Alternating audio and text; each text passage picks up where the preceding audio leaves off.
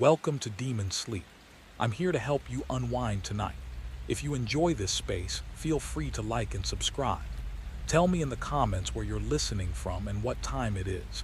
It makes this feel like a shared night across the world. These stories are different and I'm glad you're here. Dim the lights, let the room settle, and let's begin. Story 1: What the Bloodline Still Owes. The cooling unit was supposed to be the one thing that never failed.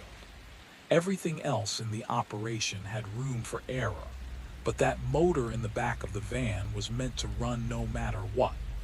Tonight, somewhere between the city's holding facility and the quiet street in the old district, it had given up.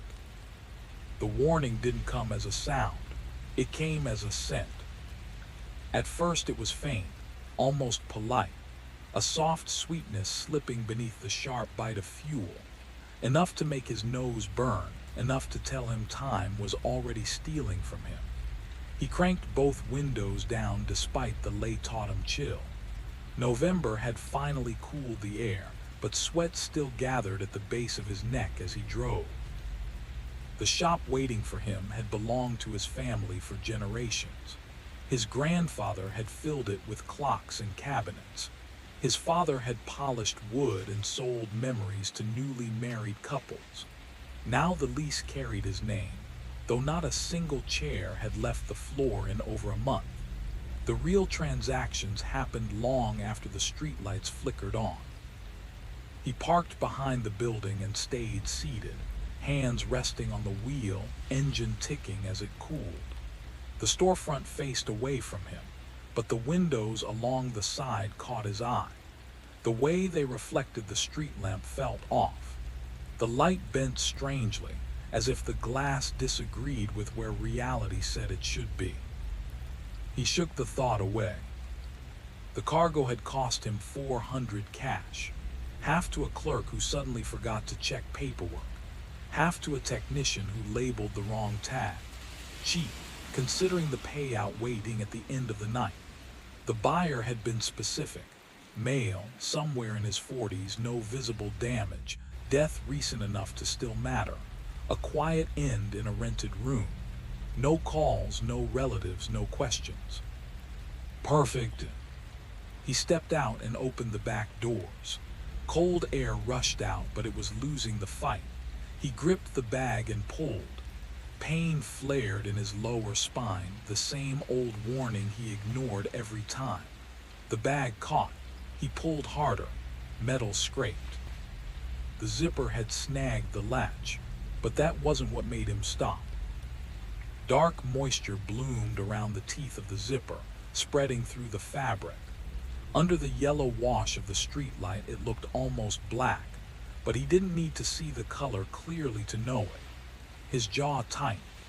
He freed the zipper and hauled the weight against his chest, carrying it inside before the night could notice. The shop smelled the same as it always had: aged wood, citrus polish, dust softened by time. Furniture crowded every inch. Mismatched chairs, a towering wardrobe, a heavy mirror rescued from a grand house long ago. Near the counter sat his grandfather's old roll-top desk. Inside a locked drawer were the ledgers that mattered, pages filled with numbers that never touched a cash register.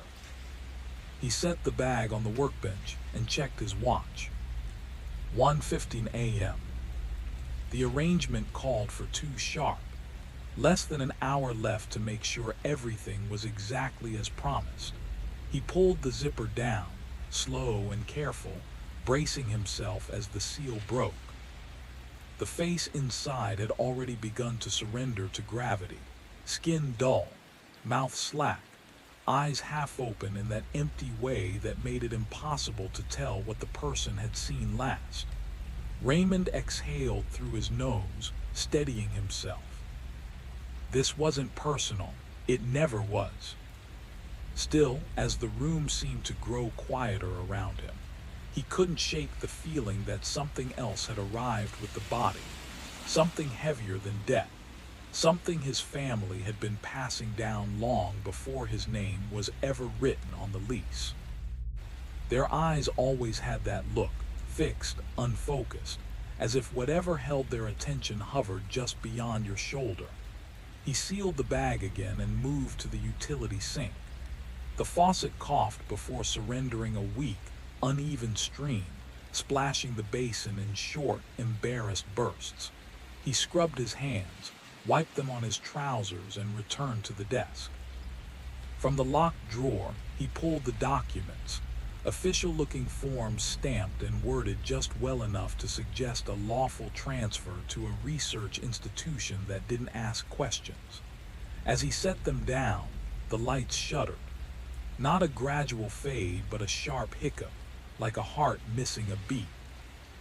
In that instant between bright and dark, something shifted near the ornate mirror.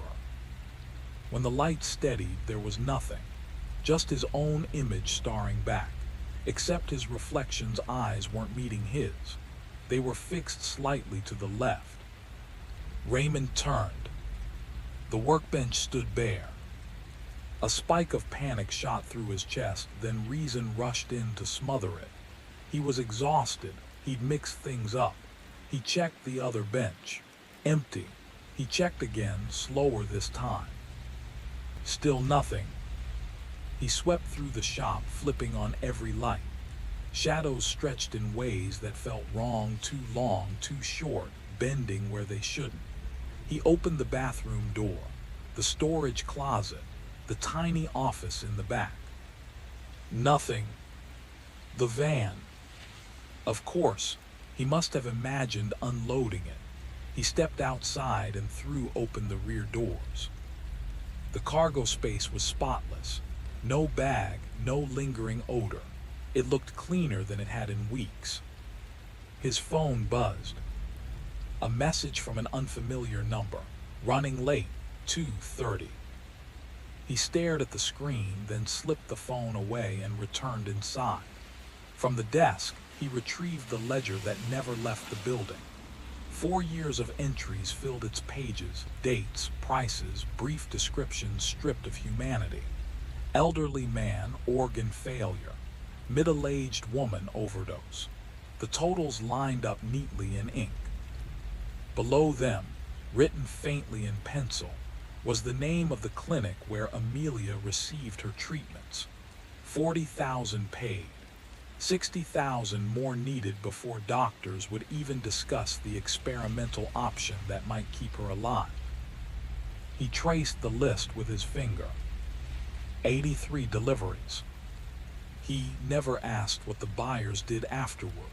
No one ever explained. The lights faltered again. This time the darkness held for 3 full seconds. In that void, he felt something press against his hearing. Not a noise, but its opposite, like sinking beneath water where the world goes dense and distant. When the lights returned, the mirror showed the shop behind him, but wrong. Furniture stood in unfamiliar places. The tall wardrobe crowded the space where the table set should have been. He spun around. Everything was normal. He faced the mirror again. The reflection had fixed itself, matching reality down to the last detail. His phone buzzed again. Raymond moved to the back door and peered into the alley. A black luxury sedan waited there, engine humming softly, windows dark enough to hide whatever watched from inside. One rear door opened. A woman stepped out. She was in her early 60s, untouched by time in the way money often allows. Ash blonde hair cut clean at the jaw. A tailored gray suit that cost more than everything he owned on 4 wheels. He recognized her instantly. They had met once before, 3 weeks ago. She was a senator's wife, or had been. She never clarified which one. He explained the problem to her then. No panic, no anger, just stillness. When he finished, she told him he had 1 hour to complete the delivery or return the deposit. $20,000. 10 already spoken for Amelia's next 3 months of treatments. The other 10 set aside, untouched, waiting for a procedure that might never come. Now the woman didn't speak. She didn't have to. The sedan pulled away, tires whispering against the pavement, leaving Raymond alone in the alley. The city breathed around him. Somewhere a dog barked, 3 sharp yelps that ended abruptly, as if someone had reached out and silenced it mid-thought. The air felt wrong. It carried a metallic tang, like old coins soaking in stagnant water. He made the calls. The city office confirmed every overnight transfer was logged. No discrepancies.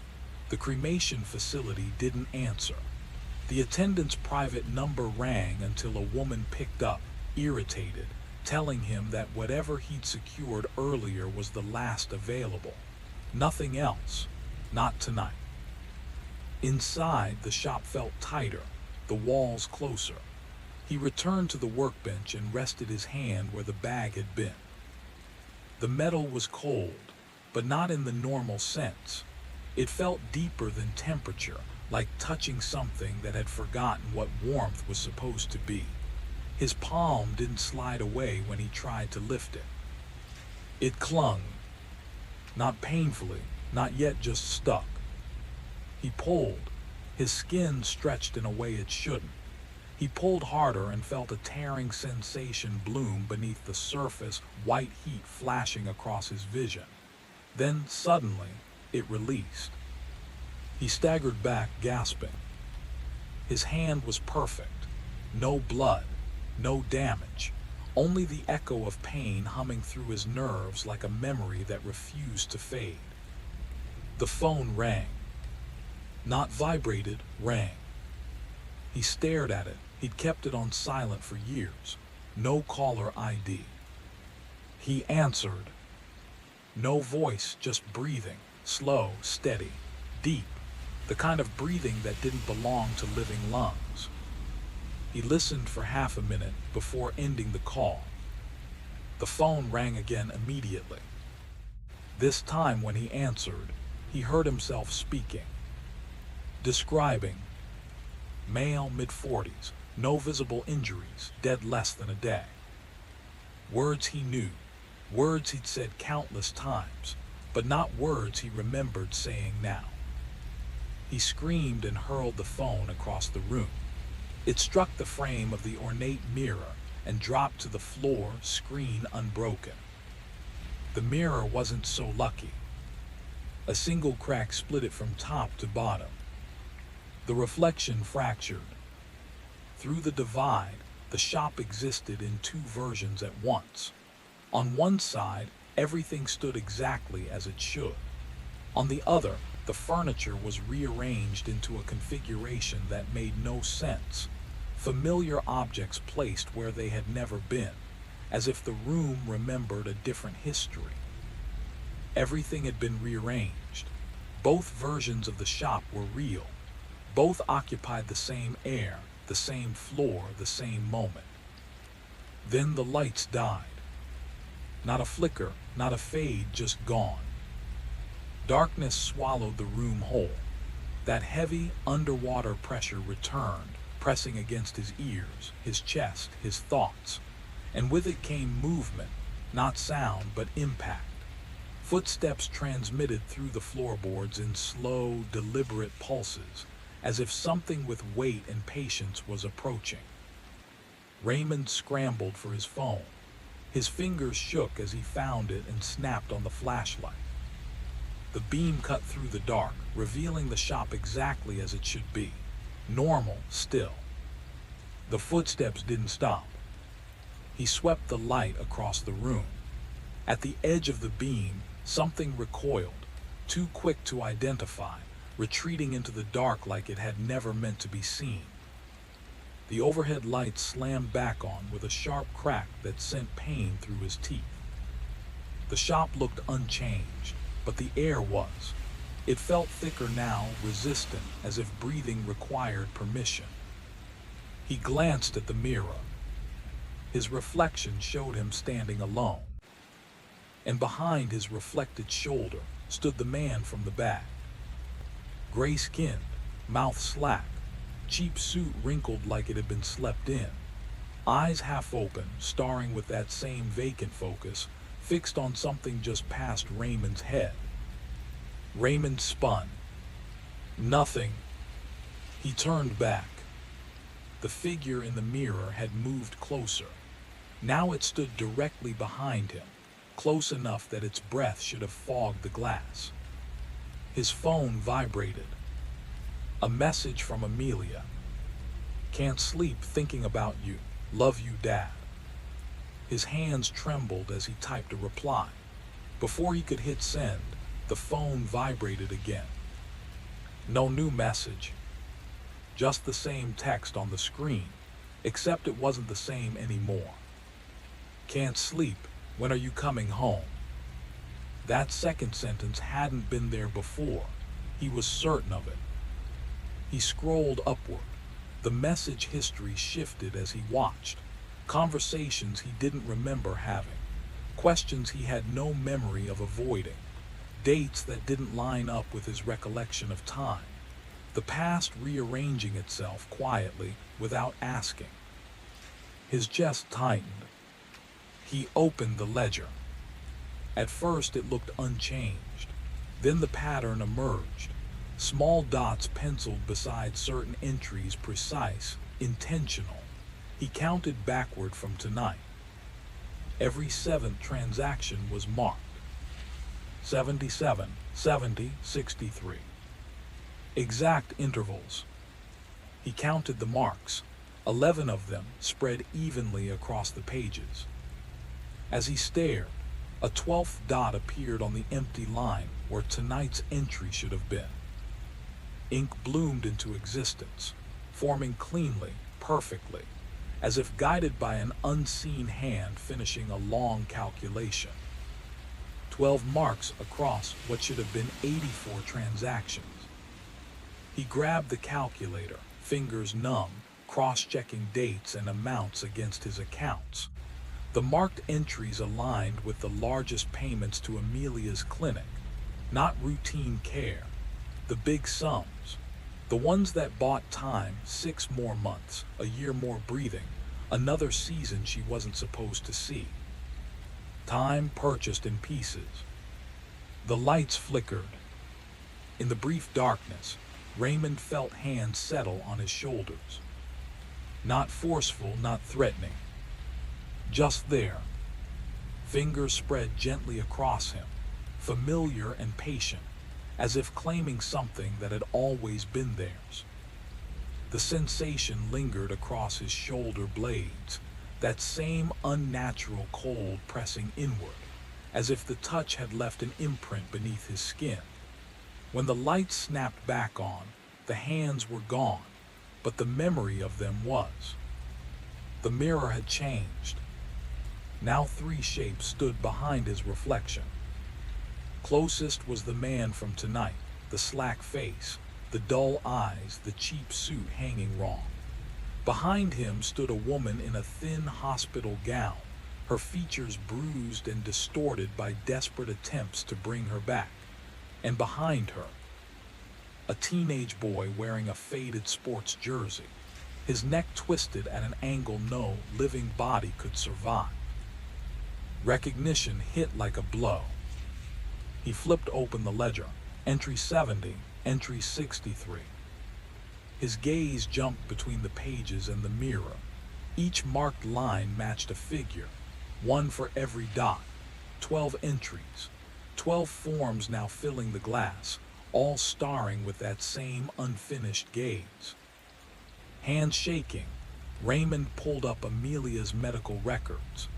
Years of appointments, procedures, setbacks, and recoveries stretched back exactly as far as his side work did. 4 years, no more, no less. He overlaid the dates of her sudden improvements with the marked transactions. They lined up perfectly. Every time she should have died, something intervened. The night of the 7th delivery, she pulled through a collapse that made no medical sense. The 14th brought a sudden surge in heart function doctors called impossible. Then 21, 28, 35. 12 moments. 12 times death had been turned away, not by treatment, not by science, but by a trade he hadn't known he was agreeing to. The ledger wasn't bookkeeping. It was a record of bargains. The lights cut out again. Raymond stood in absolute dark, the only glow coming from his phone. He swung the flashlight across the shop and froze. The furniture wasn't simply rearranged anymore. Each piece existed in multiple places at once, overlapping realities stacked on top of each other. The space itself had forgotten how to choose. The 12 figures appeared without crossing the room. They simply were, standing just beyond the edge of the beam, visible only as tall, unmoving silhouettes. They drew closer without taking a step, distance folding in on itself. His phone buzzed. A message from Amelia. "Dad, I'm scared. Something's wrong." He called her immediately. No connection. He tried again. This time her voice answered, but it wasn't the voice of a frightened daughter. She spoke in precise, detached language, clinical, describing valves, chambers, pressures.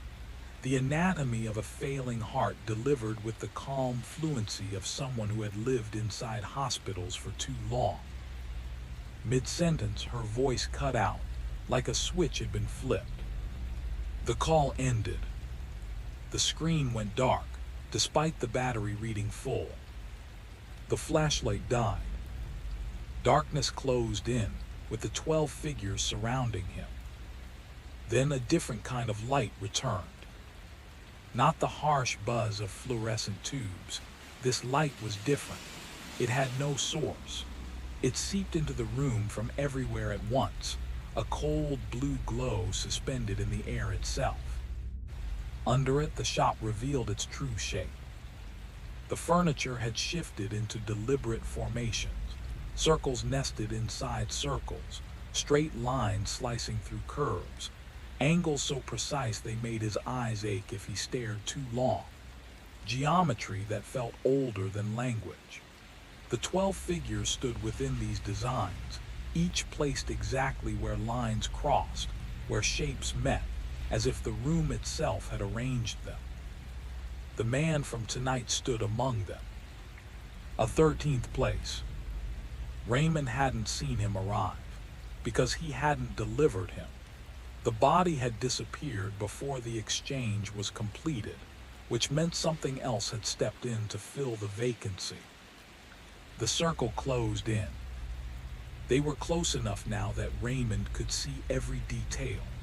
The purple shadows beneath the woman's eyes where hands had pressed too hard trying to restart her heart. The dark pooling along the teenager's jaw, gravity claiming him after the end. The raw chemical burns on another man's fingers, someone from years ago, marked forever by how he died. Death had left signatures on all of them. His phone buzzed again. The messages vanished. The screen shifted to live video. It took him a second to understand what he was seeing. Amelia's hospital room. The familiar corner camera. The angle he'd glanced at 100 times while pretending not to be afraid. Amelia lay asleep, peaceful, color in her cheeks. The monitors beside her traced calm, steady patterns. She looked better than she had in years. The timestamp read 3:14 a.m. Then every monitor flatlined at once. No gradual decline, no warning. Her chest stopped moving. Nurses flooded the room, hands pressed down, needles plunged, electricity arced. Raymond watched 3 full minutes of desperate motion before it ended, before someone said the words that erase a future. The image froze on Amelia's face. Still quiet, gone. Then the video reversed. Time rewound violently. Bodies moved backward. Amelia's chest rose again. The chaos unraveled itself. The feed stopped at 3:13 a.m. 1 minute before everything ended. She slept peacefully. The monitors were normal. The video played forward again. Flatline. Resuscitation. Failure. Understanding hit him with terrifying clarity. This wasn't a recording. It was a demonstration. A cycle that would repeat over and over until something changed, until the numbers aligned again, until the ledger was settled. Raymond lowered the phone and felt the weight of the room close around him. His phone lay on the desk beside the ledger, bank statements, and Amelia's medical records spread out like evidence at a trial. Once he saw it, he couldn't unsee it. The pattern wasn't symbolic or mystical, it was arithmetic. Clean, relentless. 12 deaths, spaced perfectly across 7 intervals. 12 points where Amelia should have crossed the line and didn't. 1 life exchanged for 12. The math held across 4 years without deviation. The ledger hadn't been a record of work. It had been a formula writing itself, and Raymond had been nothing more than the instrument holding the pen. The disappearing body finally made sense. The figures in the room weren't here to punish him. They weren't here for revenge. They were waiting for the balance to finish. He saw it all at once. The missing delivery, the empty van, the 13th position opening itself naturally. The system didn't care who filled it, only that the count be satisfied. He could step away and let the sequence resolve on its own, or he could take the empty place himself and end it forever. The phone screen still showed 3:13 a.m. 1 minute before Amelia's heart would stop. Time wasn't frozen. It was split, showing him both outcomes and forcing him to choose which one became real. He checked the ledger one last time. 83 deliveries. Tonight would have been 84. The truth landed with quiet certainty. Every time Amelia had shown sudden improvement, a body had arrived 3 days later. No exceptions, no coincidence. He'd been paying installments on a debt he never knew existed. And now the final payment was due. The circle of figures opened, parting just enough to reveal the back door. The exit, the path that would let him walk away. If he left now, the equation would complete itself. Amelia would become the 13th, and the balance would hold. Or he could stay, become the collateral, close the ledger for good. Time was slipping, even though the video remained locked at 3:13. He knew the real world didn't care about his hesitation. Amelia was approaching that moment again, monitors ready to fall silent unless something intervened. Raymond placed the ledger gently on the desk. His hands were steady now. He stepped forward into the center of the room, into the space the 13th had been waiting for. The figures didn't reach for him. They didn't need to. They only watched as he stood exactly where the pattern demanded. Cold flooded him, deeper than pain, sinking into bone and marrow. The blue light intensified until it pressed against his closed eyes. In the darkness, memories surfaced. Amelia at 7, laughing so hard she couldn't breathe. Amelia in her graduation cap, defying predictions that said she wouldn't live to see it. Amelia standing on a pier one afternoon, telling him she wanted to study the ocean, wanted to understand life that survived under pressure. He saw, too, the lives he had traded away, faces he never learned, families he never met, other fathers who had begged fate just as desperately as he had. The cold reached his chest. His heart slowed, skipped, caught. The last thing he sensed was the vibration of his phone, Amelia's text tone, faint but unmistakable. Then even that stopped. Everything stopped with it. The light snapped back on, Harsh white fluorescence filled the shop. The furniture stood solid and singular, exactly where it belonged. The ornate mirror hung whole, its glass flawless, reflecting a room untouched by anything unnatural. The figures were gone. On the workbench lay a single body bag, neatly zipped, the fabric still and ordinary, waiting to be discovered by someone else who would never understand what had truly been delivered. Unmarked, inside the man's face was calm, no bruises, no wounds, no sign of struggle. His eyes rested half open, fixed on nothing. His skin carried the pale gray tone of a body whose circulation had simply stopped. Any examination would show the same thing. A healthy heart, untouched and whole, yet perfectly still, as if it had reached a decision of its own. Across the city at exactly 3:14 a.m., Amelia Hobbs woke up. The machines beside her bed traced strong, steady rhythms, better than they had been in weeks. A nurse hurried in, startled to find Amelia sitting upright, confused but awake, color returning to her face. Over the next day, tests would defy explanation. Scar tissue had receded. Cardiac output had surged to near normal levels. 4 years of decline had reversed overnight, leaving doctors searching for words that science didn't provide. At 3:30 a.m., the woman in the gray suit arrived at the antique shop. The door stood unlocked, the lights were on. She walked to the back room and found the body bag resting neatly on the workbench, exactly as requested. She verified the contents, made a call, and waited. 2 men in dark suits arrived without exchanging names or questions. They loaded the bag into their vehicle with practiced efficiency. She paused, noticing the absence of the man who usually handled the exchange. Still, the agreement had been fulfilled. She placed an envelope on the desk, $20,000 in cash. The remainder would be wired once her own obligations were complete.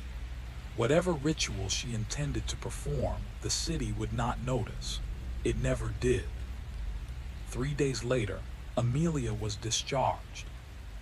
Doctors called it a miracle. Some suggested publishing her case. Others avoided discussing it at all. That afternoon, she went to the antique shop.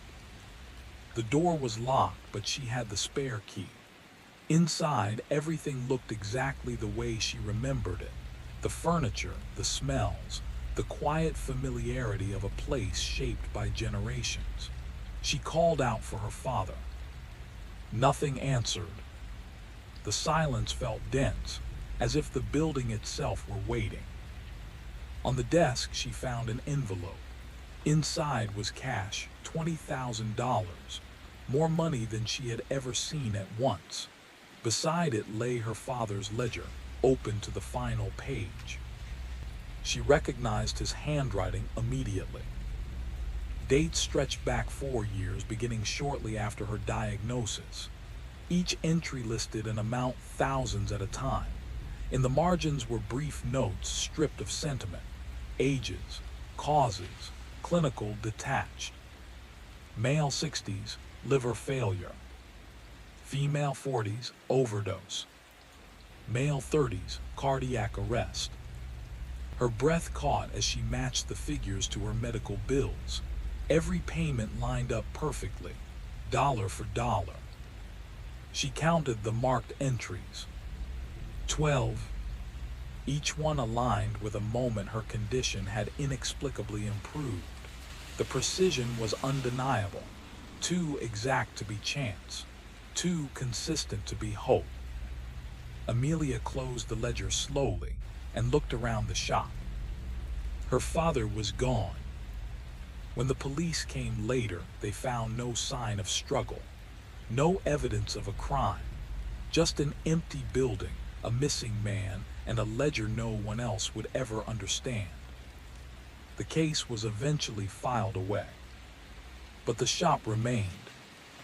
And sometimes, late at night, The windows still reflected light at angles that didn't quite match where the street lamps stood. Quiet reminders that some debts don't disappear. They only change hands. Had found his van abandoned near the river 2 days earlier. No signs of violence, no trace of a body, just an empty vehicle left where the water ran dark and slow. The same night Amelia had woken up healed. The money still sat on the desk. She could take it, walk away, start somewhere new, somewhere her father's shadow couldn't reach her. Amelia lifted the envelope. The lights flickered. Her breath caught. The fluorescent tube stuttered in the same uneven rhythm her father had described in his last voicemail, the one the police replayed again and again. His voice had been tight, strained by something she hadn't recognized at the time. Amelia, I need you to know something. The shop, the money, it's not. The message had ended there. The lights steadied. She was alone. Amelia slipped the envelope into her bag and headed for the door. Her phone rang. Unknown number. She answered before she could stop herself. No voice, just breathing, slow, measured, exactly as her father had described it. She hung up.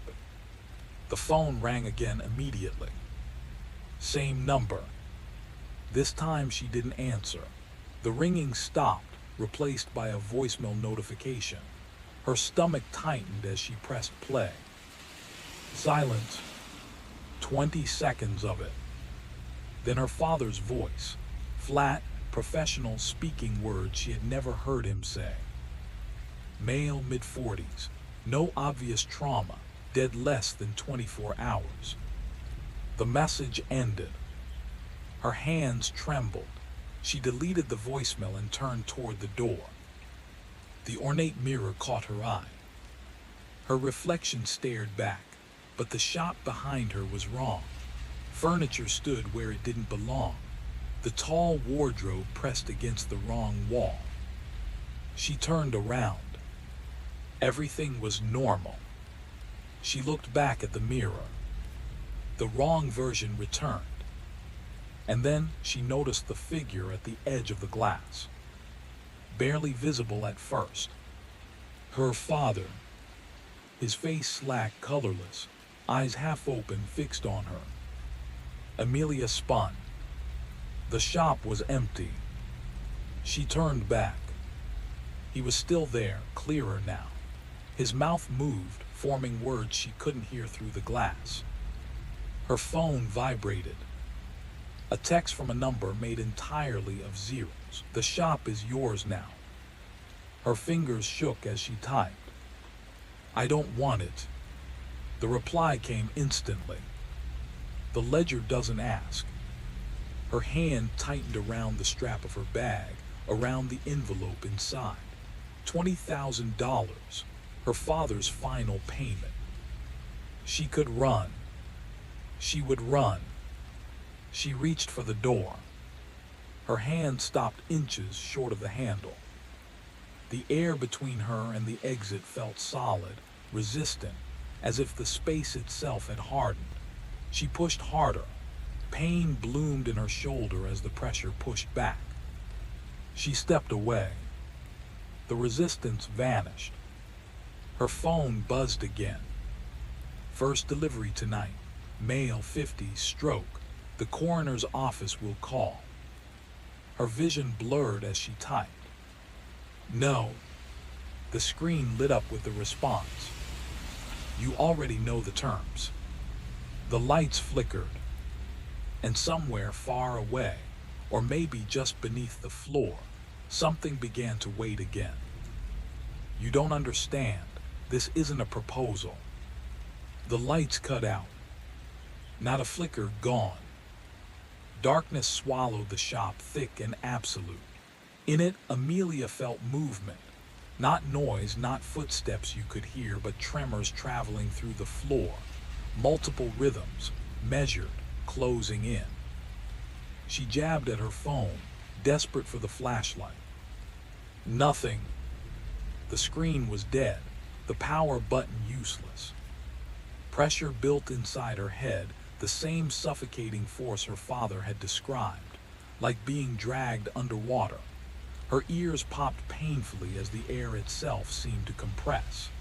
Then came the smell, sharp, chemical, sweet in a way that made her stomach lurch.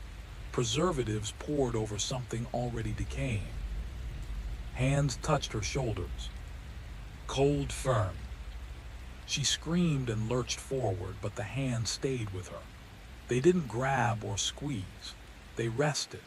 Fingers spread wide across her shoulder blades, applying steady, unbearable weight, like sinking inch by inch beneath a surface that refused to break. Then the light snapped back on. Amelia stood alone. No hands, no shadows, no figures. But the sensation remained, branded into her muscles. The smell lingered faintly in the air. Her phone rang. An actual call. She answered on instinct. A woman's voice, professional, efficient, asked for Raymond Hobbs. Amelia said he wasn't available. There was a pause, then the woman explained there'd been an administrative error. A body scheduled for cremation had been redirected for medical research. The paperwork listed Raymond's shop as the pickup point. Could someone collect it tonight? Amelia's mouth was dry. She said she'd call back. The line went dead. A text arrived immediately. 11:00 p.m. Bring the van. Keys are in the desk drawer. She walked to the desk, opened the drawer. Her father's key ring sat exactly where the message said it would be. She picked it up. The metal was warm, as if it had just been used. She looked up at the mirror. Her father stood in the reflection watching her, but he wasn't alone anymore. Behind him were others, a woman in a hospital gown, a teenager in a faded sports jersey, more shapes filling the glass. 12 in total, all with half-open eyes, all staring just past where she stood, as if tracking something that hovered slightly behind her. Her phone vibrated. The ledger must balance, continue the work or become the work, choose. Her chest tightened. Not fear. Something familiar. The pressure she'd lived with for 4 years, the warning ache that meant her heart was failing again. Fluid backing up, breath shortening. She gasped and the tightness worsened. She looked down at her hands. Pale, bloodless. Her pulse thundered in her ears but felt thin, fragile. She knew with terrifying certainty. The healing was already unraveling. Happening. Her body was remembering how to break. Another message appeared. Choose now. Amelia clutched the edge of the desk to keep herself upright. The room dimmed at the edges, sound stretching thin. Her fingers trembled as she typed. What are the delivery instructions? The pain vanished instantly. Her chest loosened. Breath rushed back into her lungs. Warmth returned to her hands, color blooming as if someone had flipped a switch inside her body. Her heartbeat steadied, strong and obedient. The reply came without delay. Coroner's office, rear entrance. 11:00 p.m. Paperwork will be ready. Payment on delivery. 3,000 cash. Client address provided after pickup. She saved the message. When she looked back at the mirror, the figures were still there, but her father had moved closer. In the reflection, he stood directly behind where she stood now, close enough that, if he were real, his breath would have clouded the glass. She didn't turn. She knew better. He wasn't in the shop. He existed somewhere else, between accounts, between lives, in whatever space kept track when the ledger was open. She went to the back room and opened the storage drawers built into the workbench. The second drawer held the truth her father had hidden in plain sight. Folders labeled by date, transfer forms stamped and signed, receipts, photographs. Everything meticulous, everything clean. She opened one folder. It was flawless, professional, indistinguishable from legitimate work. No one would ever question it. 4 years of refinement had perfected the process. She could do this once. Take the money, make a single delivery, buy a ticket out of the city, disappear before the machinery closed around her. Even as the thought formed, she knew it was a lie. The ledger didn't work in ones. It worked in sevens, in cycles, in long, patient patterns that ignored intentions and chewed through generations. She remembered the older ledger she'd once found hidden in the bottom drawer, the one written in a different hand, her grandfather, entries stretching back decades. And on the final page, in her father's handwriting, a single sentence she had never understood until now. The debt passes to the next. Amelia checked her watch. 6 hours. She sat in her father's chair and opened the current ledger to a blank page. The pen lay where he'd always left it. The same pen that had filled 83 lines. The same pen that had bought her 12 reprieves from death. Her hand shook as she picked it up. She wrote, Entry 84, male 50s, stroke, payment pending. The words looked wrong in her handwriting, unfamiliar, as if guided by something patient and exacting. But once written, they felt fixed, anchored. The count had begun. Not toward escape. Toward 7. Toward the moment when the ledger would decide another balance was required. At 11:00 p.m., Amelia drove her father's van toward the coroner's office, the city passing by in indifferent silence, unaware that the work had already continued. The coroner's office. The attendant at the rear entrance barely acknowledged her existence. He glanced at the paperwork, nodded once, and helped her slide the body bag into the van as if it were nothing more than misplaced freight. Male, 50s, stroke, no listed family, no one who would ask questions, no one who would come looking. The bag was heavier than Amelia expected. Not in size, distribution. The weight pulled wrong, sagging where it shouldn't, exactly as her father had once explained in an offhand voice she hadn't understood at the time. Bodies, he'd said, forget how to hold themselves. She drove away. The client's address arrived by text before she reached the next intersection. Garden District, old money, tall hedges, houses that had learned how to keep secrets long before she was born. She delivered the body without incident. The client was a man in his 70s, his hands trembling with something that looked like Parkinson's but felt older, deeper. He inspected the bag carefully, nodded, and passed her a thick envelope without meeting her eyes. $3,000. No small talk, no questions. The exchange ended the moment it was complete. Back at the shop, Amelia opened the ledger and recorded the payment. Her handwriting was steadier this time. Her first completed entry. Not an ending, an opening. She moved to the Baroque mirror. Her father still stood behind her in the reflection, unchanged, watching with that familiar expression of weary acceptance. But now he was no longer alone. Beside him stood the man from the Garden District. His face was slack. His eyes were half open. They did not look at her exactly, just past her, as if tracking something that hovered where she would be in a few years, or a few entries from now. Understanding settled over her like cold water. She hadn't just inherited the shop. She had inherited the collection. Every body delivered would appear here. Every marked exchange would add another witness. Every entry would thicken the air between the glass and whatever waited beyond it. She was building something now. A ledger that would follow her for years, for decades, until the math finished its work and demanded payment in a form she didn't want to imagine. Amelia raised her hand and touched the mirror.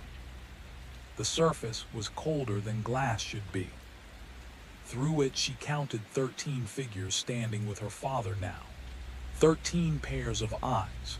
13 debts recorded, balanced, and deferred. She turned away.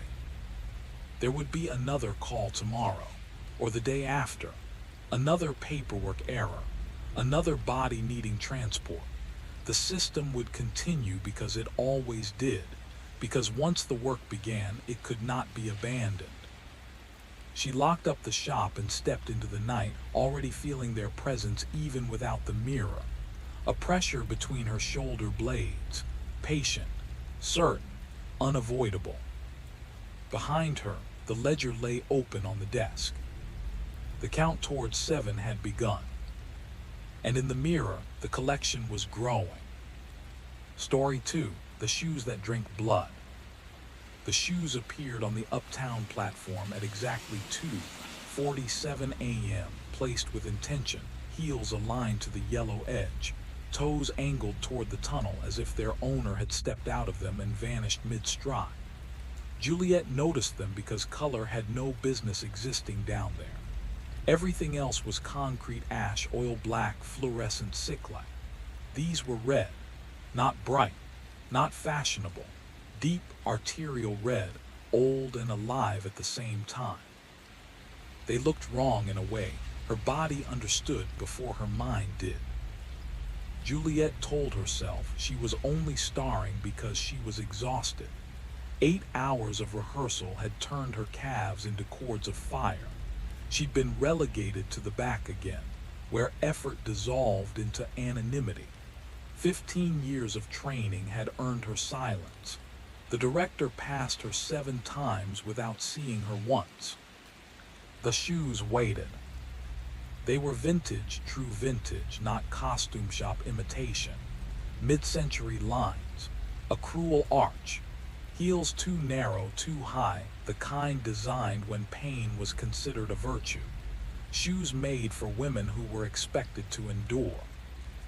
Juliet approached slowly, the way you approach something that might run or bite. The platform was empty. It had been empty since she came down the stairs, though she'd heard footsteps ahead of her that stopped too cleanly, as if whoever made them had been erased. She crouched, her knees cracked. The insoles were untouched, no sweat stains, no creases, no memory of feet. The buckles shone without tarnish. The leather held light like skin does. When she brushed one strap with her finger, warmth bloomed under her touch. She didn't decide to take them. Her hands simply closed. They were lighter than they should have been, hollow feeling, as though something essential had been removed. But the soles were intact. The heels were solid, tapering to needle points sharp enough to draw blood if you slipped. The train arrived 9 minutes later. By then, the shoes were wrapped in her sweater, pulsing faintly through the fabric like a second heart. At home, Juliet placed them on the kitchen counter between an unpaid electric bill and a letter she hadn't opened in 3 weeks, an offer from a small modern company in Portland. A way out, a lesser stage, but a visible one. She hadn't answered because leaving felt like admitting failure. Her roommate wouldn't be back until morning. Juliet poured herself water she didn't drink and stood watching the shoes from a careful distance. Under the LED lights, they looked skinned, not dyed, peeled. That night she dreamed of standing center stage. No mirrors, no audience, just light pouring down like judgment. When she woke, her feet ached as if she'd danced for hours. The shoes were closer to the bed than she remembered leaving them. She wore them once, just to see. The fit was perfect in a way that hurt. The leather tightened, molding instantly like it had been waiting to remember her shape. Pain flared, sharp and clean, and then something inside the shoes relaxed as if satisfied. At rehearsal that afternoon, people noticed. Her jumps landed higher, her turns sharpened, her balance held past reason. The director stopped her mid-phrase, eyes narrowed, finally seeing her. "Again," he said, "from the top." By the end of the week, the skin on her heels blistered. Not rubbed, split. The shoes drank anyway. She wrapped her feet, danced through it, felt the ache transmute into precision. Every night she dreamed of women she didn't know. Women with ruined feet and iron posture. Women applauded too late. The shoes were never where she left them. When she tried not wearing them, her body rebelled. Balance failed. Strength drained. The mirror showed a version of herself that felt unfinished. Unfinished like an understudy who would never be called. Blood began appearing inside the shoes, just a sheen at first, then darkening the insoles. They smelled faintly metallic, warm. Juliet understood the rule without being told. They only worked if fed. Opening night arrived. The lead twisted an ankle during warm-ups. The director looked at Juliet. "You," he said, "you're on." She danced like something unbound. The applause was thunderous, standing ovation, flowers, a future rewritten in sweat and pain. Backstage, when she removed the shoes, they were heavier than before. In the dressing room mirror, she noticed something wrong. Behind her reflection stood other women, not shadows, presences, barely visible, their eyes fixed on the shoes in her hands. Their feet were wrapped in old ribbons, stained dark. Juliet didn't scream. She went home, cleaned the blood from her feet, set the shoes carefully by the door. They shifted when she turned away. Weeks later, a younger dancer complimented her technique, asked about the shoes.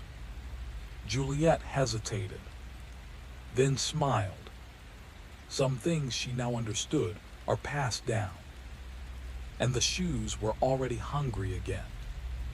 The red on the leather looked wrong up close. Not paint, not polish. It had the sheen of something that had seeped outward, too rich, too alive. Yet when Juliet pressed her thumb into it, the surface was dry, soft, yielding, like skin after it's cooled. The buckles were silver but not clean. Darkness clung to the grooves, not corrosion exactly, more like residue.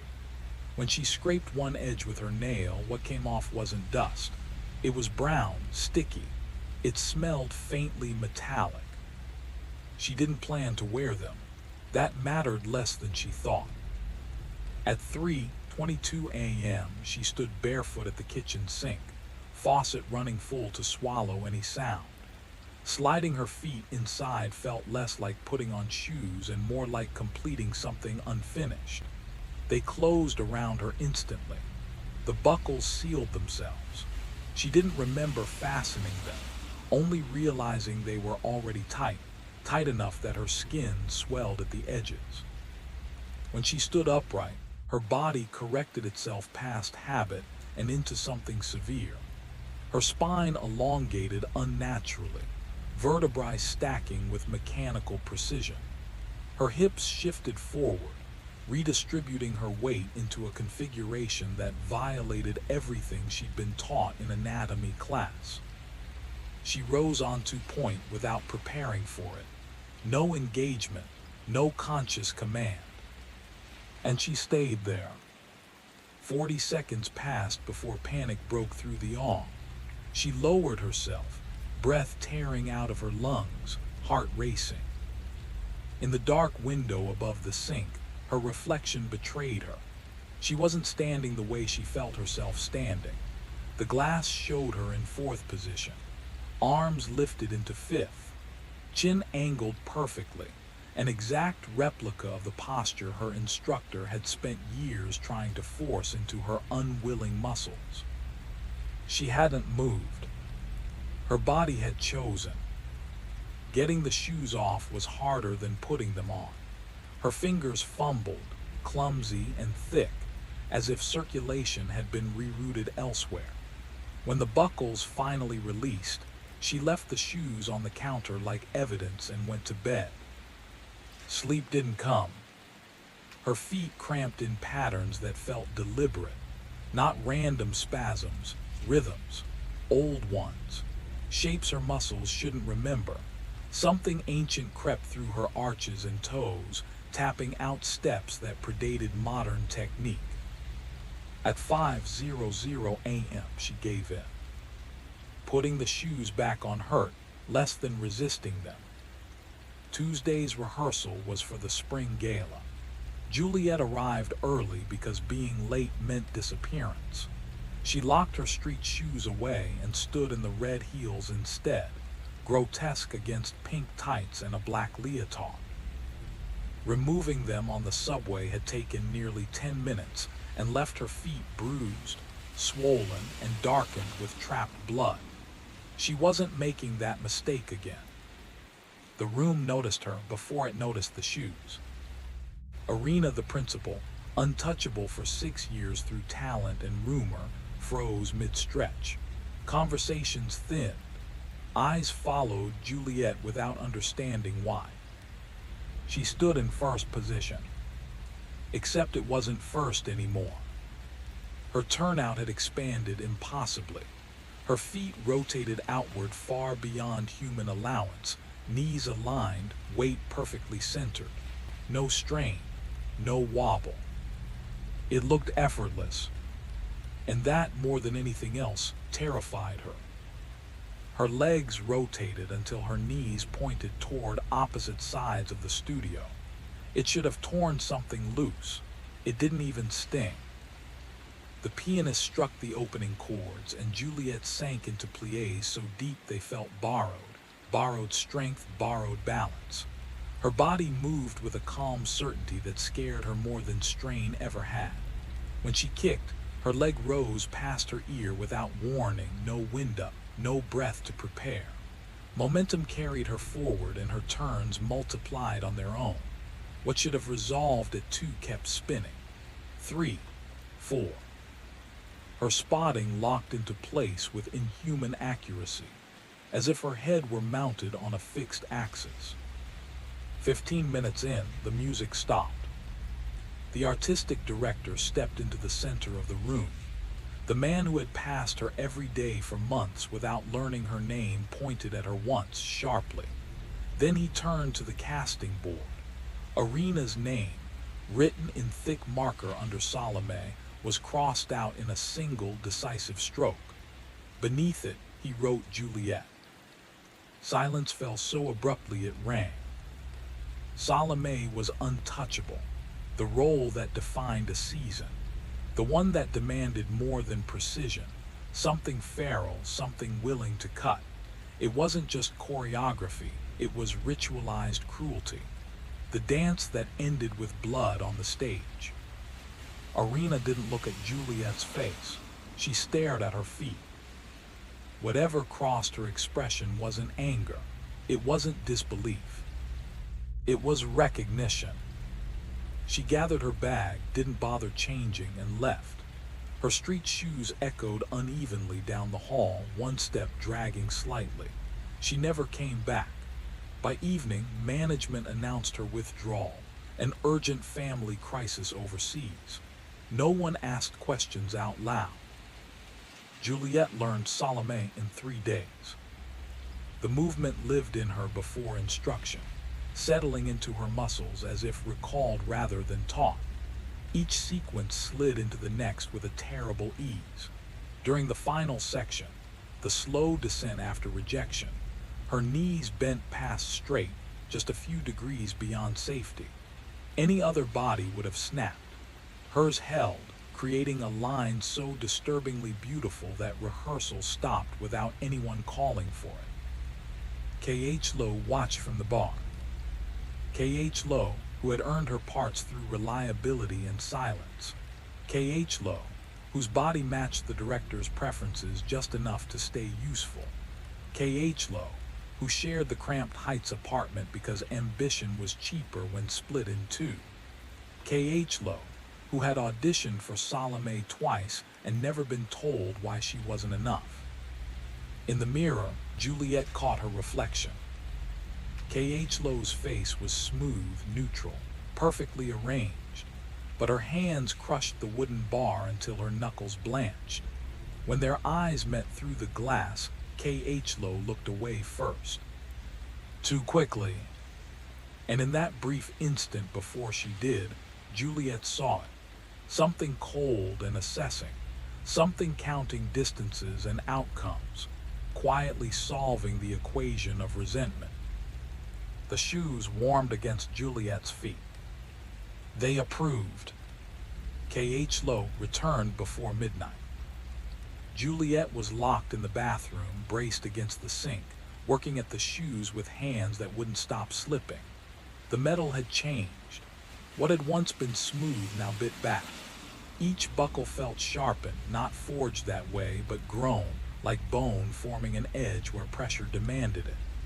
Blood slicked her fingers, warm and constant, seeping from shallow cuts that refused to close. From the hallway came movement that didn't belong to habit.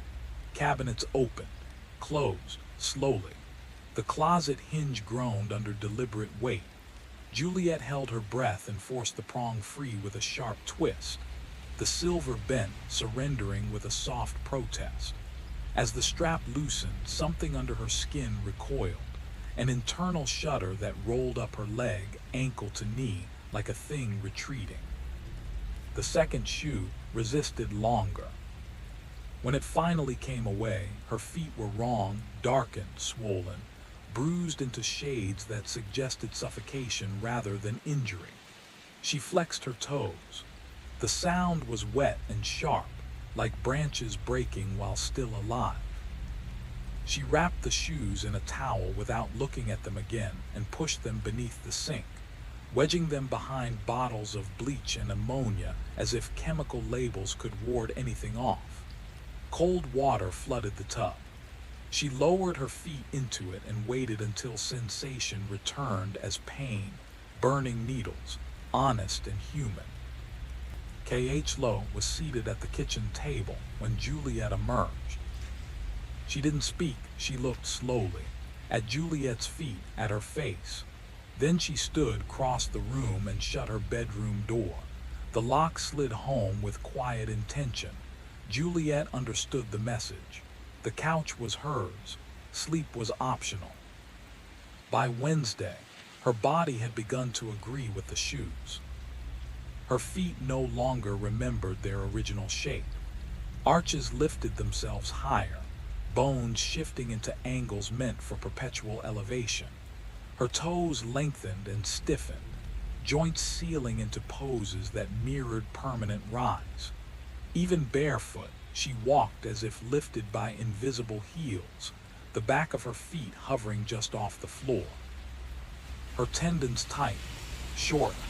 Any doctor would have named it damage and scheduled intervention. Juliet felt only refinement. By Thursday, her regular shoes became artifacts. The heel beds were too low, the angles intolerable. She wore the red heels to the corner store. The clerk paused mid-scan and watched her cross the floor as if witnessing a test of faith. Outside, an elderly woman halted in the crosswalk and traced a symbol against her chest, something protective, something old. The shoes no longer needed fastening. The buckles still open, but they no longer mattered. The leather had bonded, not attached, integrated. In the mirror, there was no line where shoe ended and flesh began. Color flowed upward in slow, branching veins, crimson threading past her ankles, blooming like ivy searching for bone. The shoes were not holding her anymore. They were becoming her. Here is a fully rewritten, original continuation of that section. Same meaning and escalation, but completely fresh language, imagery, and flow. The branching lines climbing her legs could have been blood vessels, or something older, searching for purchase. Juliet promised herself she would end it after opening night, after Sally, after the roar of approval made the cost feel reasonable. She repeated the promise until it sounded like truth, even though she recognized the lie the same way a body recognizes gravity, instantly, without argument. Friday's final rehearsal demanded full costume. Salim's dress was barely a garment at all. Fabric placed with intention, skin exposed in a way meant to imply removal, as if layers had already been torn away. Under the dressing room lights, Juliet barely recognized herself. Her muscles had sharpened into something predatory. Her hips cast deep shadows where no shadows should exist. When she turned her head, the bones of her neck stood out one by one, a visible ladder beneath stretched skin. K.H. Lowe was there too, being fitted for the ensemble. She didn't look away. Her gaze followed the red pattern now climbing Juliet's calves, tracking its progress the way a surgeon studies spread on a scan. It didn't look random anymore. It followed rules, branching, circling, repeating with the logic of rings inside a tree trunk or rot moving through meat. When the room emptied, K.H. Lowe stepped closer. Juliet was removing her earrings, still performing the habits of normalcy, still pretending that preparation mattered. She felt K.H. Lowe's presence before she saw her, their reflections overlapping at the mirror's edge. "You're killing yourself," K.H. Lowe said. Juliet met her eyes in the glass. "I'm finally doing what I was meant to do." K.H. Lowe's fingers drifted toward the shoes and stopped short, as if an invisible barrier had pushed back. "They belong to someone else," she said. "You know that." Juliet did. She'd known since the night she'd slept in them and dreamed memories that weren't hers. A woman with pale hair sometime mid-century, the name gone, the fear intact. A window, a sudden loss of balance or help. It hadn't mattered which by the time the ground rushed up. The shoes had stayed perfect. The body had not. "You can't have them," Juliet said. The edge in her voice surprised them both. Possession had reshaped her tone as much as her body. K.H. Lowe stepped away. "I went through the archives," she said. "Old programs, old reviews. Dancers who exploded onto the stage and vanished just as fast. Arena knew. That's why she left." There was certainty in K.H. Lowe's voice, the dangerous kind, born from fragments that felt like conclusions. Confidence sharpened by envy and half-knowledge. "There's a way to control it," she added. "If you're careful, if you don't let them finish what they're trying to do." She turned and walked out without grabbing her shoes.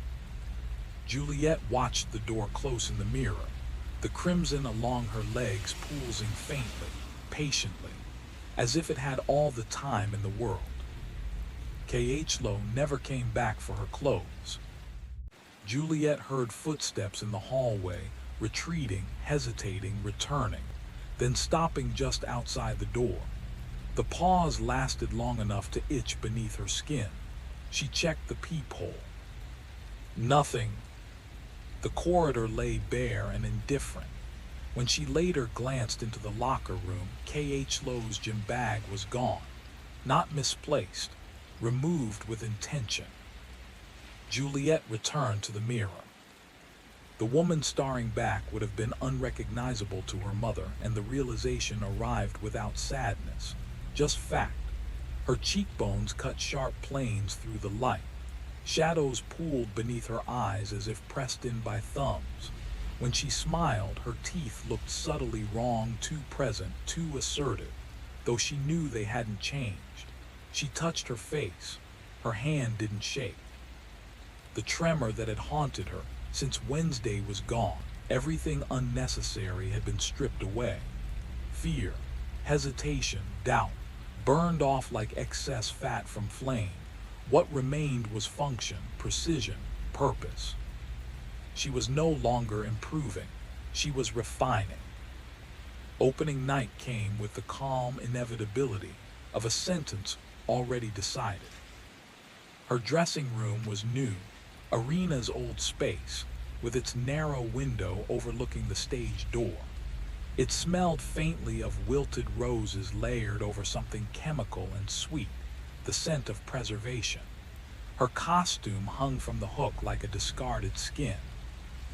The shoes were already on her feet. They had been since Thursday, since she'd accepted that removal was no longer part of the equation. Places were called at 7:47. Juliet stood. Her spine whispered as it aligned, vertebrae shifting like stones finding their proper place. She moved toward the wings, and the other dancers unconsciously stepped aside, leaving a corridor of empty air, the way water opens around a sinking thing. The stage was black. In the darkness, the shoes tightened, not painfully, not yet, but with deliberate intent, like a grip testing strength before exertion. The music began. It wasn't melody so much as insistence, dissonant, heavy, written by a man who would later walk into the ocean with weighted pockets, though no one knew that yet. The light struck her with physical force, a blow she felt behind her breastbone. She danced. The choreography existed, yes, but beneath it moved something far older, a pattern the shoes understood instinctively. Her body followed without question, guided by memory encoded deeper than training, deeper than choice. Each movement landed too cleanly, too exact, as if error had been edited out of her entirely. The audience did not applaud, they watched. Silence filled the house, not the reverent kind, but the kind shaped by unease. She stripped away the first veil. The fabric tore, resisting her grip. Blood surfaced along her palm where her nail split the skin. She didn't stop. The second veil came away, then the third. Each removal carried a quiet brutality. Each gesture cost something small and vital. The dance did not care. And neither anymore did she. By the fifth veil, her palms were slick. Not just sweat, something thicker. In the wings, the stage manager had his phone raised, speaking in a low voice meant not to travel. Juliet didn't hear him. Her breathing had detached from effort, settling into a cadence that felt borrowed, older than lungs. When the seventh veil fell, the choreography demanded collapse. Juliet remained standing. Her body kept moving, but not in anything the rehearsal room had prepared her for. Her knees folded past human permission. The audience gasped as her legs bent into shapes that should have shattered bone. Her arms carved symbols into the air, precise, repeating, ceremonial. This wasn't dance anymore. This was invocation. The curtain came down early. House lights, emergency procedure. Behind the velvet, the shoes relaxed their hold just enough to allow walking, not escape. The stage manager approached, face smoothed into professional calm, phone still glowing in his hand. He said the words required by policy: canceled performance, medical evaluation, ambulance on the way. Juliet barely registered them. She felt flawless, elevated, awake in a way that made her previous life seem half-dreamed. She passed him without stopping and locked herself inside her dressing room. The mirror showed her costume soaked through. Sweat, yes, but beneath it something darker, almost tar-like, clinging to the fabric. The red had climbed her legs. Under the hot lights, it spread unnaturally fast, blooming upward like rot in time-lapse footage. If it reached her hips, it would root deeper. She crossed the room and ripped open the emergency kit mounted on the wall, installed after the Swan Lake incident years ago, the one no one liked to talk about. She found the trauma shears at the bottom, designed to cut leather, designed to cut bodies free. She braced the blades at the boundary, or shoe blurred into flesh and squeezed. Nothing. She leaned into it harder. The shears groaned, metal bowed. The blades twisted apart before the material beneath them yielded even a fraction. The leather did not resist. It simply refused. The door behind her rattled. Someone was unlocking it. Stage management, administration, security, paperwork and liability moving toward her with keys and authority. Juliet dropped the useless shears. She didn't think. Thinking belonged to the version of her that still believed in exits. She ran. She fled past the dressing rooms and into the narrow artery of the theater, the corridor that sloped toward the basement, where costumes slept on rusted racks and unfinished sets leaned like forgotten monuments. The pipes overhead groaned with ancient heat, thick and swollen, veins of a building that refused to die. 6 years on the stage had carved the place into her memory. She knew every unofficial exit, every smoker's door, every elevator that pretended to work when it felt merciful. She knew where abandoned props were buried to rot until someone needed them again. Footsteps chased her. Not one pair, several. Someone called out her name, but it arrived warped, stretched thin as if the sound had drowned before reaching her. The vowels bent, the consonants bled together. She found a door and didn't question it. It opened into a storage room she barely remembered, if she'd ever known it at all. She slipped inside, shut the door, and stood still in a darkness thick with old wood, wet stone, and air that hadn't moved in years. The silence pressed in. Her breathing thundered in her ears until she forced it down, slow and shallow. The footsteps passed. They continued down the corridor, swallowed by the theater's vast acoustics, until even the echo disappeared. Something wasn't right. The space around her felt altered, stretched, as if the room had quietly expanded while she wasn't looking. The outside world felt distant, muffled, wrong. Anyone searching would move right past this door without pausing, without wondering. The shoes were doing this. They always had. Warmth spread beneath her feet, unnatural and intimate. The leather clung like skin, pulsing with a rhythm that might have matched her heart, or might have been correcting it. She couldn't see the color in the dark, but she felt it creeping upward, a living sensation brushing her hips, coiling along her spine like something learning its way home. Time dissolved. Her phone was gone. No windows, no clock. Sitting felt like a mistake, like giving permission, so she remained standing, rigid, waiting. Then light cut through the dark. Not the door behind her. Another door opened, one she was certain had never been there before. Fluorescent brightness poured in, sharp enough to sting. A silhouette filled the frame. Chloe. She wore ordinary clothes, street-worn and harmless, but her dance bag hung from her shoulder, and her hair was pulled back into the same tight bun she wore on stage. Her eyes settled on Juliet with something layered and unsettling, calculation, sympathy, and beneath it all, a quiet, unmistakable appetite. "I can help you," Chloe said. She spoke calmly, confidently. She claimed she'd been digging since Tuesday, claimed she understood the shoes, their nature, their demands, their price, claimed there was a way to keep feeding them without letting them take everything.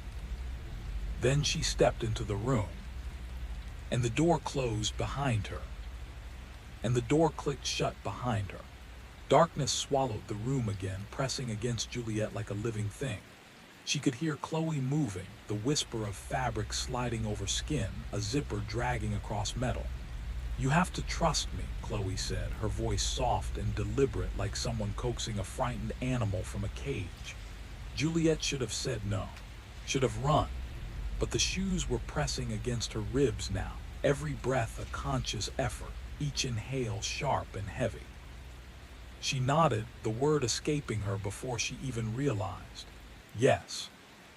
Chloe's hand settled on her shoulders, firm but gentle, guiding her down until she was sitting with her back against the cold wall. The sound of Chloe kneeling reached her first, followed by her breathing, close enough that Juliet could feel the warmth against her shins. "This will hurt," Chloe whispered, "but after it will be over."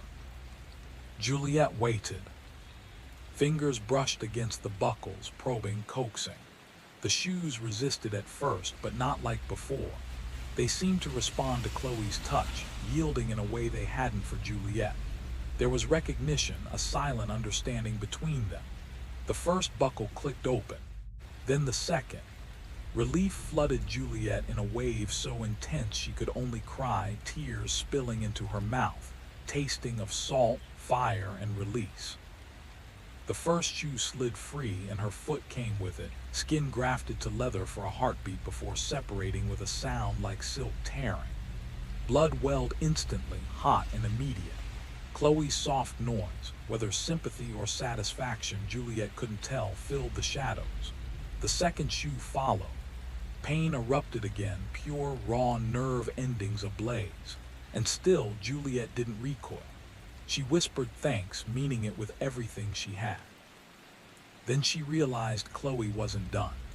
Before she could question it, the second pair of crimson shoes was on Chloe's feet. Buckles snapped closed with metallic precision, and Chloe rose. Footfalls echoed unevenly across the storage room floor, first measured, then chaotic, frantic, stumbling, as though the shoes were forcing her body into a rhythm she could barely control. Juliet fumbled toward the remembered light switch, guided by memory alone. Fluorescent tubes flickered to life. Chloe's movements filled the room, not dance, not art, not intention, but relentless mechanical precision, joints bending beyond human limits, limbs jerking through patterns that tore at her body with each repetition. Her face was frozen in a mask, expressionless, eyes glinting with something that belonged neither to her nor the shoes, something older, sharper, and hungry.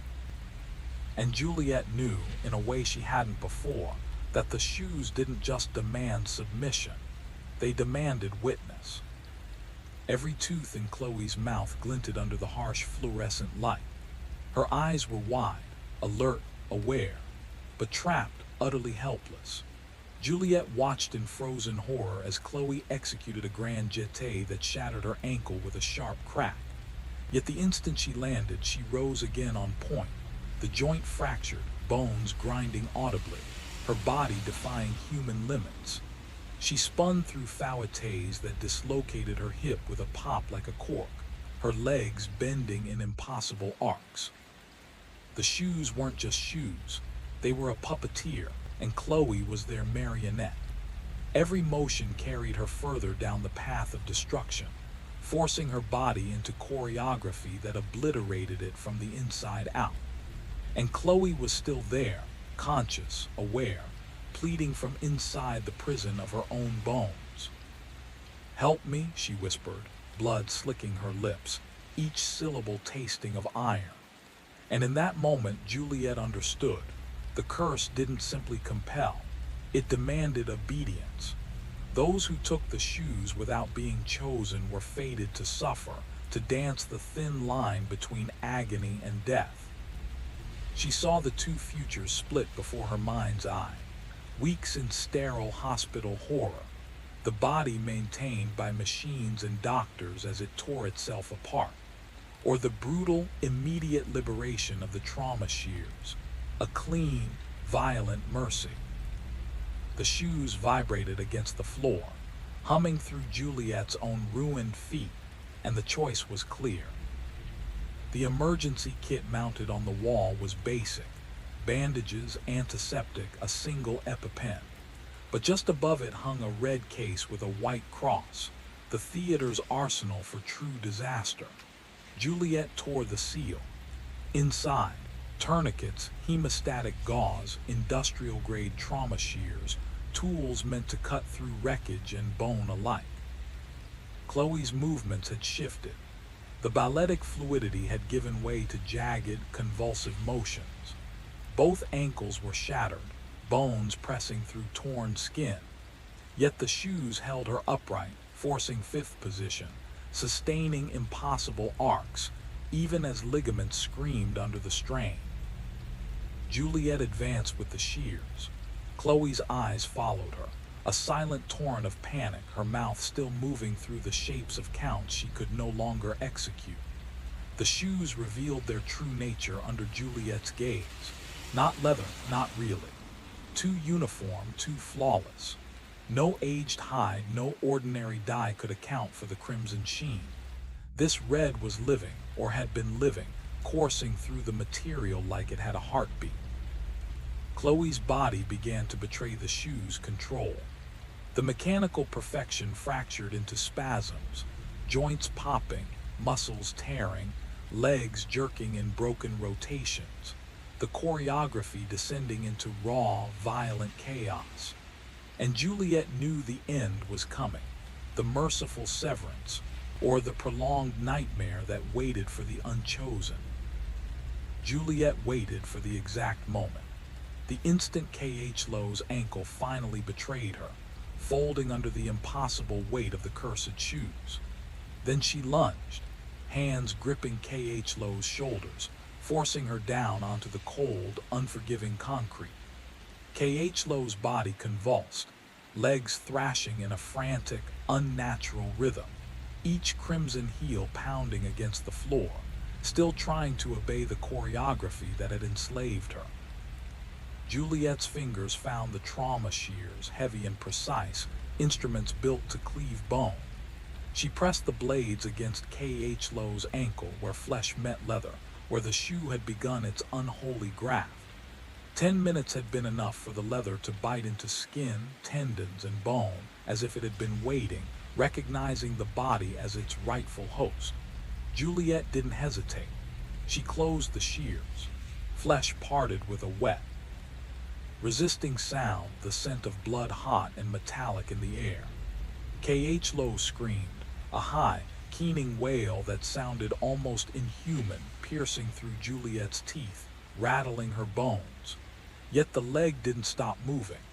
The crimson shoe twitched, kicking, flexing, obeying some hidden rhythm. Juliet pressed down harder, pinning K.H. Lowe with her knees, heart hammering as she raised the shears to the second ankle. This time, K.H. Lowe fought with everything left in her.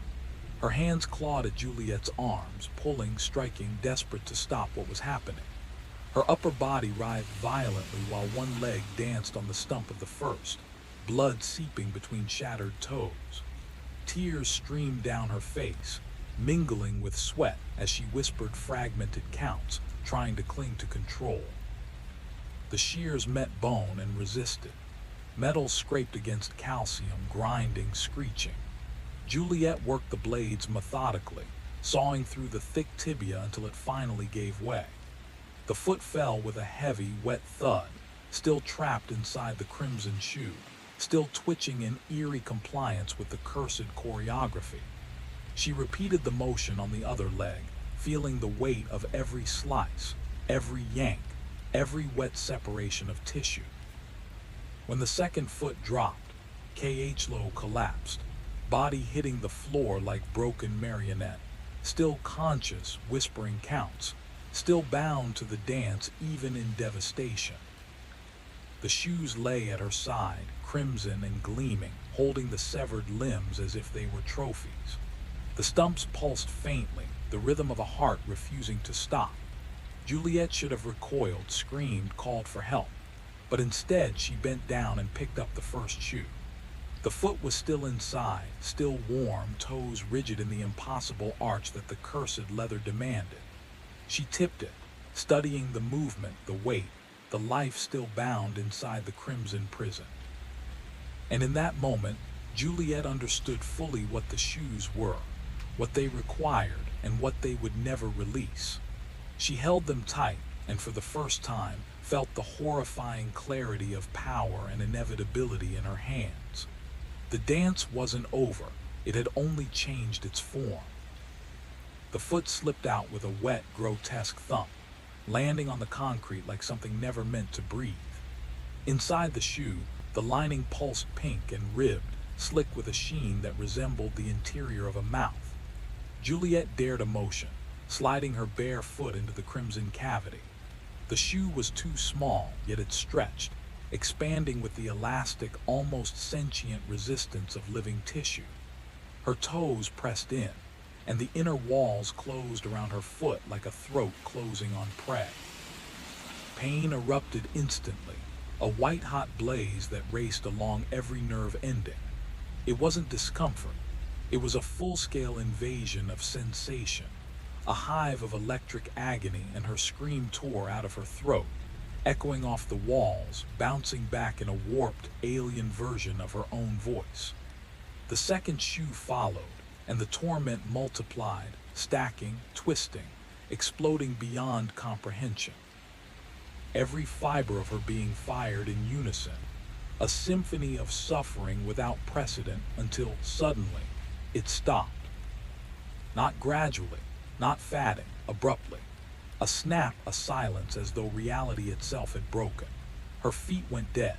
She looked down and understood the truth. These were not shoes of leather. They were skin.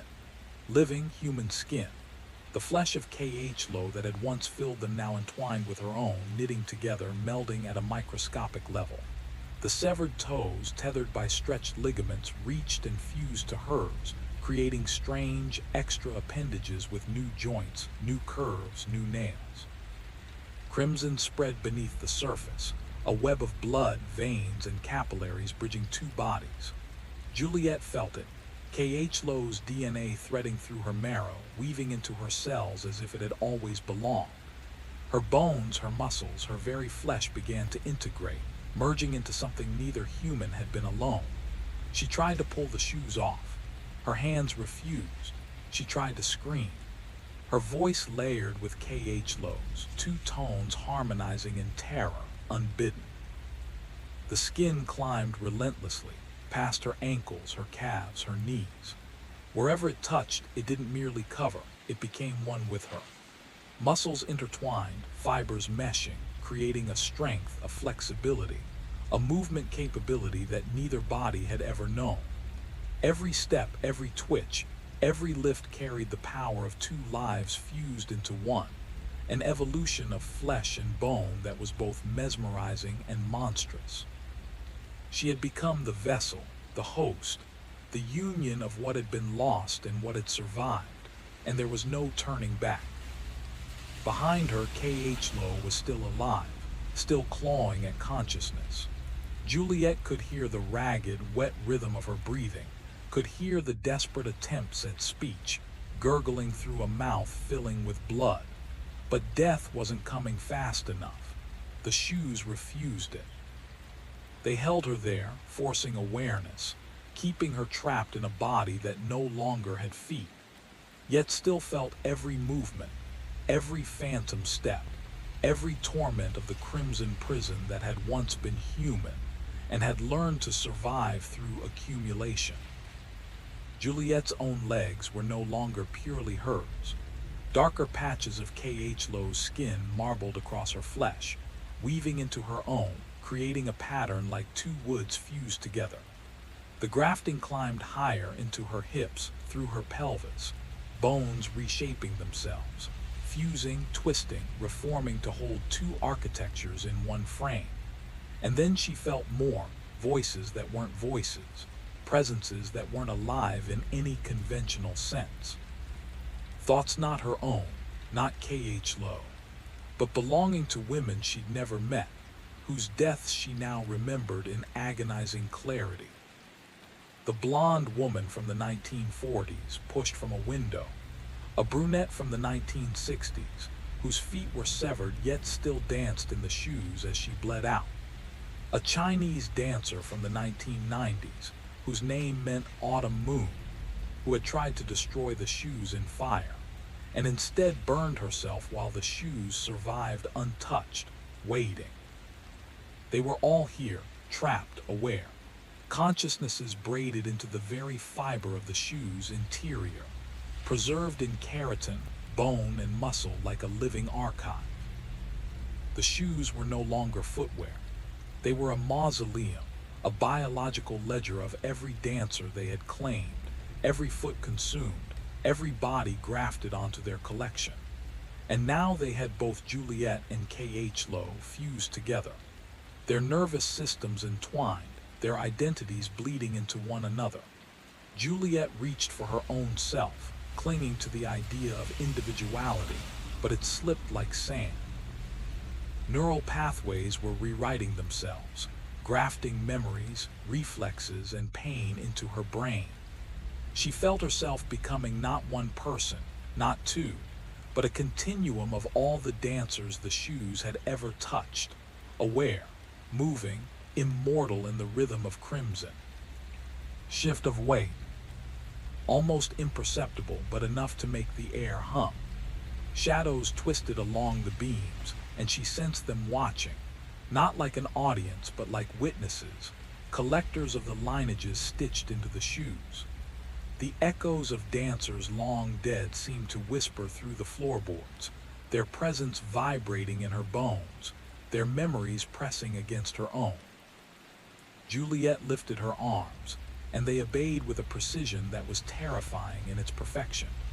Each motion traced invisible geometries, extensions that would have broken her joints before, now flowing with impossible grace.